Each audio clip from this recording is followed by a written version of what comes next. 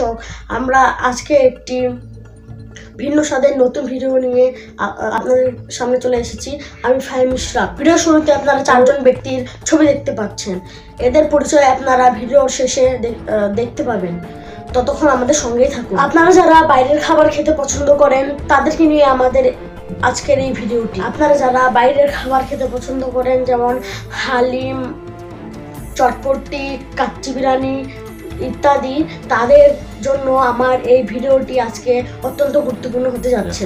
আপনারা যারা গরুর মাংস ও খাসির মাংসের বিরিয়ানি খান, আপনারা যদি জানতে পারেন যে এটি গরুর মাংসের না, খাসির মাংসের না, এটি কুকুরের মাংসের বিরিয়ানি, তাহলে আপনাদের কেমন লাগবে এবং আপনারা কি সেটি খাবেন? আপনারা কুকুরের মাংস খেয়েছেন কিন্তু আপনারা জানেন না, এমনটাই ঘটেছে খুলনা জেলায়।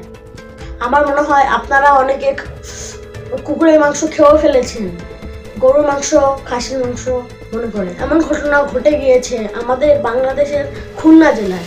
ভিডিও শুরুতে আপনারা একটি চারজন ব্যক্তির ফটো দেখেছেন। এরা গরুর মাংস, ছাগলের মাংস বলে কুকুরের মাংস হোটেল, রেস্টুরেন্টে বিক্রয় করত। এই মাংসগুলো হোটেল অথবা রেস্টুরেন্টের ব্যবসায়ীরা গরুর মাংস, ছাগলের মাংস ভেবে হালিম, বিরিয়ানি বানিয়ে সেগুলো আপনারা অনেকেই খেয়েছেন।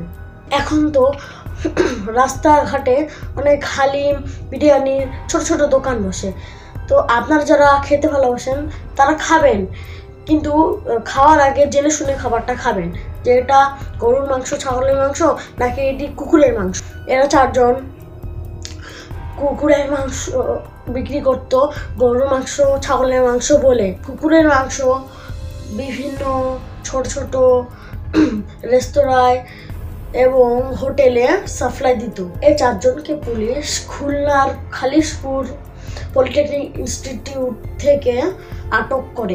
দর্শক, আমাদের ভিডিওটা আপনাদের কেমন লাগলো তা কমেন্টে লিখে জানাবেন। আপনারা সবাই ভালো থাকবেন, দেখে শুনে খাবেন, পরিবেশ সুন্দর রাখবেন। দেখা হবে পরের ভিডিওতে। আল্লাহ হাফেজ।